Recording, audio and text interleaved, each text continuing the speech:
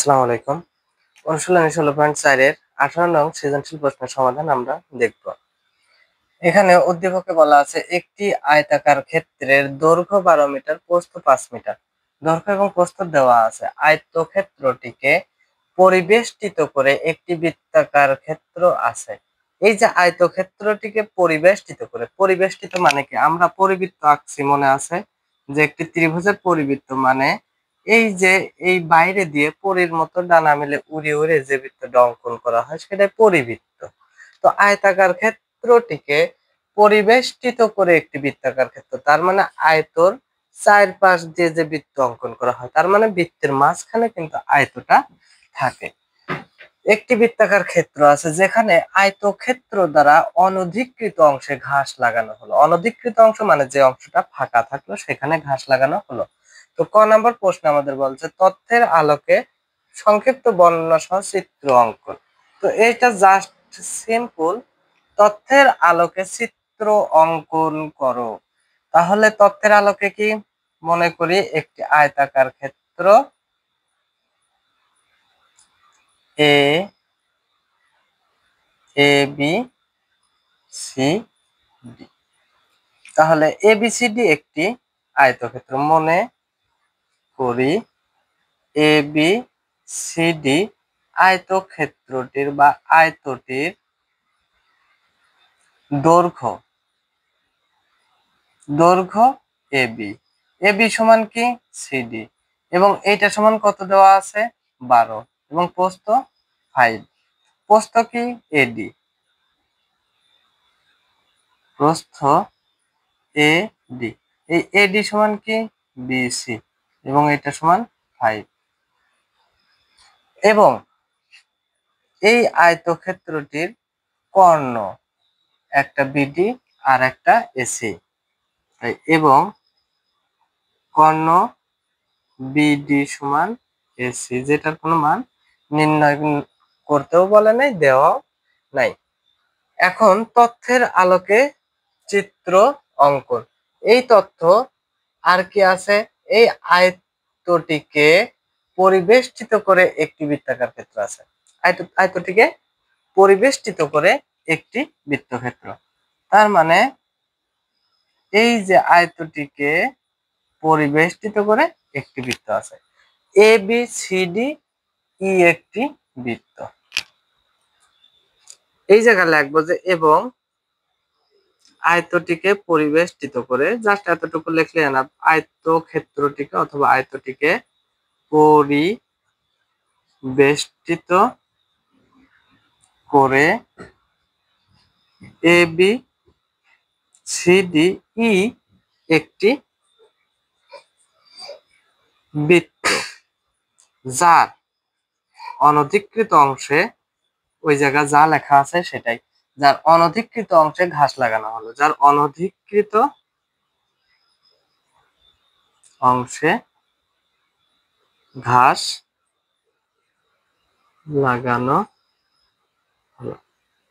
Just এতটুকুই, কিন্তু ক নাম্বার শেষ। খুবই সিম্পলি ইজিলি চিন্তা করব।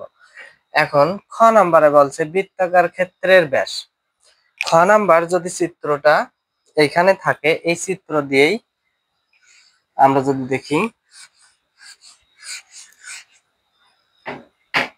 বৃত্তাকার ক্ষেত্রের ব্যাস, তো এই বৃত্তাকার যে কোনো একটি বৃত্তাকার ক্ষেত্রের ব্যাস কোনটা হয়?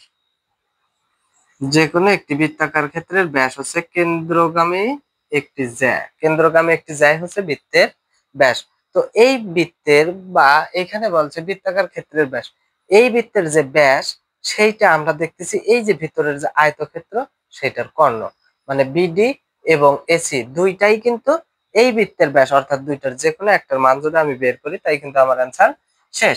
তো এক্ষেত্রে যদি আমরা দেখি, যদি মনে করি যে এই কর্ণটা নাই, এই কর্ণটা যদি না থাকে, তাহলে এই যে বৃত্ত, এই বৃত্তের ব্যাস হচ্ছে এই আয়তের কর্ণ।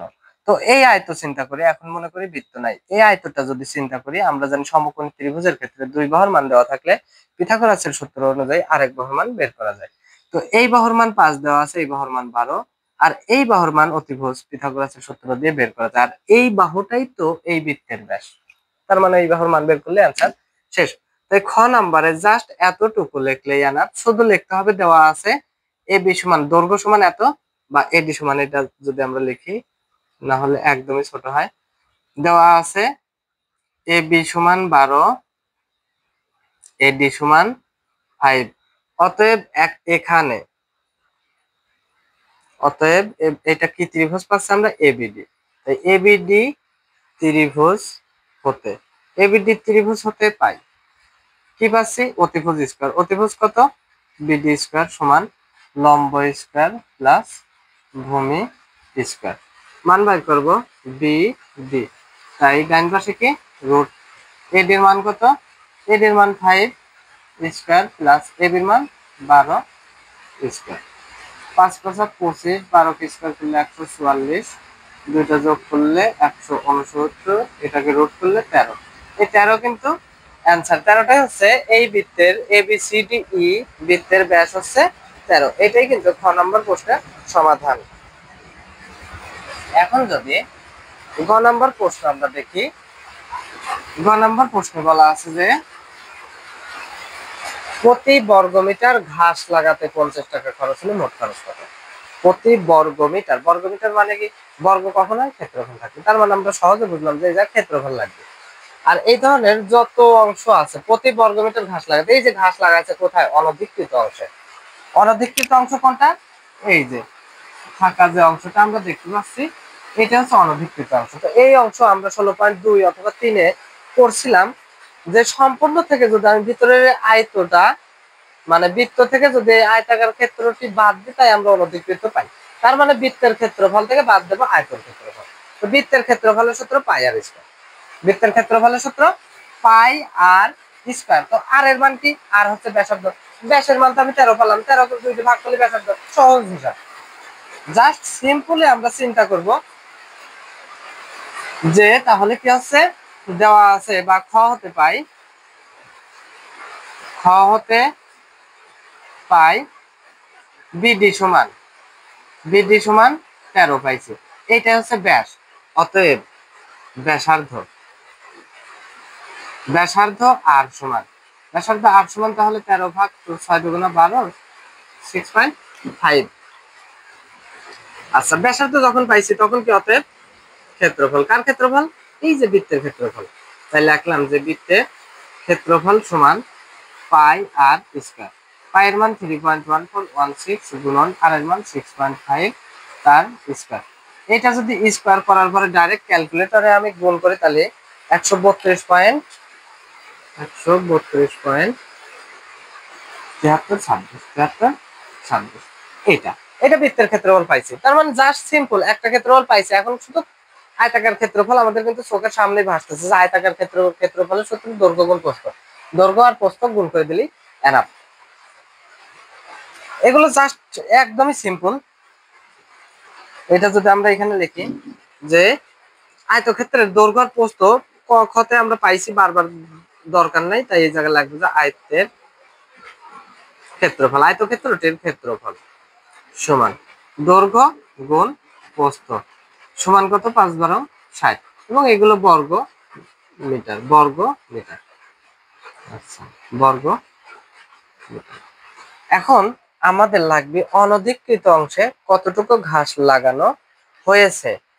আচ্ছা অনধিকৃত অংশ আমরা সহজেই বুঝছি যে বৃত্তের ক্ষেত্রফল থেকে, মানে এই সম্পূর্ণ থেকে যদি এই ভিতরের ক্ষেত্রফল, ভিতরকে আয়ত, তাই সম্পূর্ণ থেকে যদি আয়তটা বাদ দিই তো সম্পূর্ণটা কি বৃত্ত, তো বৃত্তের ক্ষেত্রফল থেকে আয়তের ক্ষেত্রফলটা এখন জাস্ট মাইনাস দিয়ে দেবো। তাই কিন্তু আমাদের কতটুকু ঘাস লাগানো হয়েছে এটুকু পাচ্ছি। তাই এখন লাগবো কি যে অতএব ঘাস লাগানো হয়েছে বা অনধিকৃত, অনধিকৃত অংশের ক্ষেত্রফল, অনধিকৃত অংশের ক্ষেত্রফল সমান 132.7326 - 60 বর্গমিটার। এবং এটা যদি মাইনাস দিই তাহলে 72.7326 এটা হচ্ছে অনধিকৃত অংশের ক্ষেত্রফল যেখানে ঘাস লাগানো হয়েছে। অতএব মোট খরচ মোট খরচ চাইছে। মোট খরচ কি প্রতি বর্গ মিটারে 50 টাকা, তাহলে 50 গুণন মোট কত বর্গ মিটার ঘাস লাগানো আছে, 72.7326, এবং এই দুইটা গুণ করে যা হবে তত টাকাই অ্যান্সার। এই দুইটা গুণ করলে হবে 3636.62 টাকা। এটাই ছিল সমাধান।